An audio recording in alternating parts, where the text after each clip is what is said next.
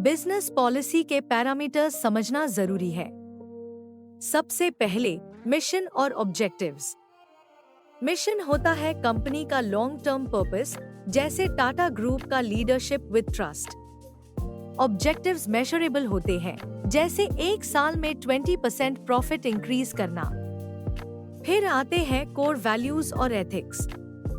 ये डिफाइन करते हैं कि बिजनेस किस तरीके से काम करेगा, जैसे ऑनेस्टी और कस्टमर सेटिस्फैक्शन। इन्फोसिस को इसकी वजह से जाना जाता है।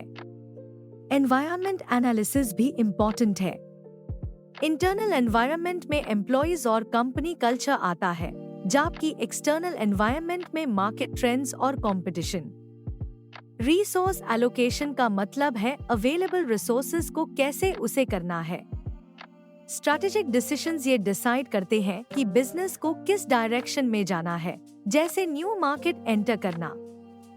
रिस्क मैनेजमेंट भी क्रूशियल है।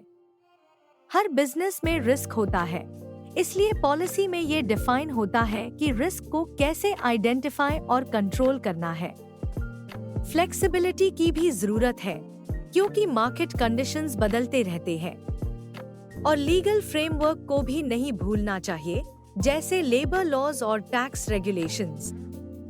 लास्टली, स्टेक होल्डर्स इंटरेस्ट का ध्यान रखना भी जरूरी है, क्योंकि कस्टमर्स, एम्प्लॉयज और इन्वेस्टर्स सभी का इंटरेस्ट बिजनेस पॉलिसी में होना चाहिए।